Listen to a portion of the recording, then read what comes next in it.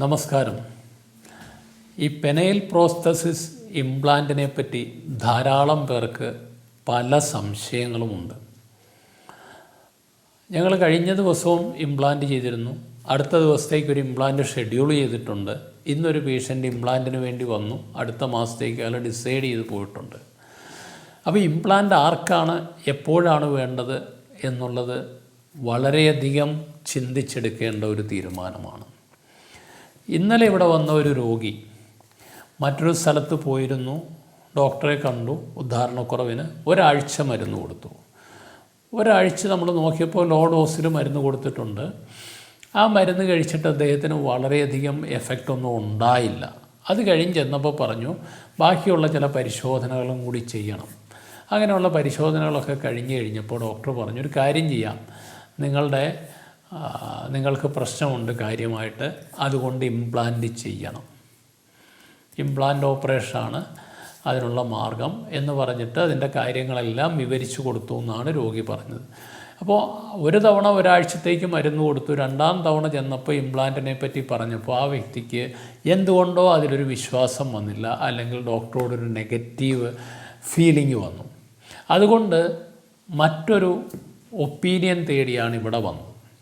ഞങ്ങൾ നോക്കിക്കഴിഞ്ഞപ്പോൾ ഈ വ്യക്തിയുടെ പ്രായം 39 വയസ്സേ ഉള്ളൂ. മറ്റ് യാതൊരു രോഗങ്ങളുമില്ല. അപ്പോൾ ആദ്യം ഡോക്ടർ കണ്ട് ഇവാലുവേറ്റ് ചെയ്ത് ടെസ്റ്റുകൾ പറഞ്ഞിട്ടുണ്ട്. എൻ്റെ അടുത്തെത്തിയപ്പോൾ ഈ ടെസ്റ്റുകളുടെ റിസൾട്ടും ഉണ്ട്. ഹോർമോൺ ലെവൽസ് എല്ലാം നോർമലാണ്, മറ്റ് ഷുഗറില്ല, മറ്റ് അസുഖങ്ങളൊന്നുമില്ല, എല്ലാം ബ്ലഡ് ടെസ്റ്റിൽ എല്ലാ കാര്യങ്ങളും നോർമലാണ്. അപ്പോൾ ഞാൻ പറഞ്ഞു ചങ്ങാതി, ഇത് ചിലപ്പോൾ നിങ്ങളുടെ ടെൻഷനായിരിക്കാം, മേജറായിട്ടൊരു പ്രശ്നം ഉണ്ടാവാനുള്ള സാധ്യത നിങ്ങൾക്കില്ല. അപ്പോൾ നമുക്കൊന്ന് സ്കാൻ ചെയ്ത് നോക്കാം. നേരത്തെ തന്നെ ആദ്യം കണ്ട ഡോക്ടർ സ്കാനിങ് എഴുതിയിട്ടുണ്ട്, പക്ഷേ ചെയ്തിട്ടില്ല. ബ്ലഡിൻ്റെ ഇവാലുവേഷൻ, ലബോറട്ടറി ഇവാലുവേഷൻ ശേഷമാണ് എൻ്റെ അടുത്തെത്തിയത്. ഞാൻ പറഞ്ഞൊരു കാര്യം ചെയ്യാം, നമുക്ക് അടുത്ത ദിവസം തന്നെ സ്കാൻ ചെയ്യാം രാവിലെ. അങ്ങനെ സ്കാനിങ്ങിന് അദ്ദേഹം ഇന്ന് രാവിലെ എത്തി. സ്കാൻ ചെയ്തപ്പോൾ ഒക്കെ പെർഫെക്റ്റ്ലി നോർമലാണ്.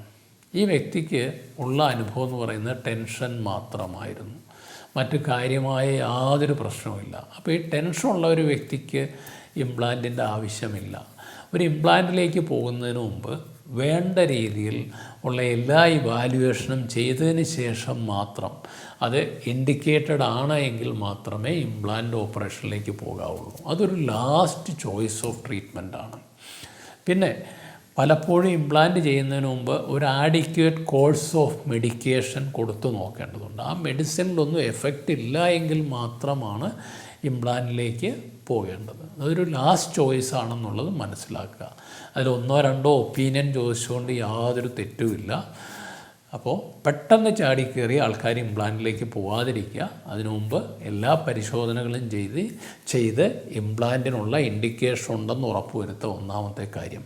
അങ്ങനെ ഉറപ്പായാൽ പോലും സെക്കൻഡ്, ഒരു ആഡിക്വേറ്റ് കോഴ്സ് ഓഫ് മെഡിക്കേഷൻ ഉപയോഗിച്ച് നോക്കുക.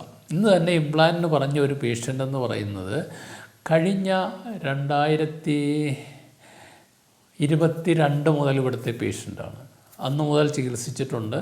ആദ്യമൊക്കെ മരുന്നുകൊണ്ട് കുറച്ചൊക്കെ എഫക്റ്റ് കിട്ടി. അന്ന് ടെസ്റ്റ് ചെയ്ത് വീനസ് ഇൻസഫിഷ്യൻസിയൊക്കെ നമ്മൾ മനസ്സിലാക്കിയിട്ടുണ്ട്. എന്നിട്ടും മരുന്ന് കൊടുത്തു. ഈ കഴിഞ്ഞ 2 വർഷത്തെ ട്രീറ്റ്മെൻറ്റിൽ അവസാനം മരുന്ന് ഫലിക്കാത്ത ഒരവസ്ഥ വന്നപ്പോൾ മാത്രമാണ് ഇംപ്ലാന്റ് നമ്മൾ നിർദ്ദേശിച്ചതും അദ്ദേഹം ആവശ്യപ്പെട്ടതും.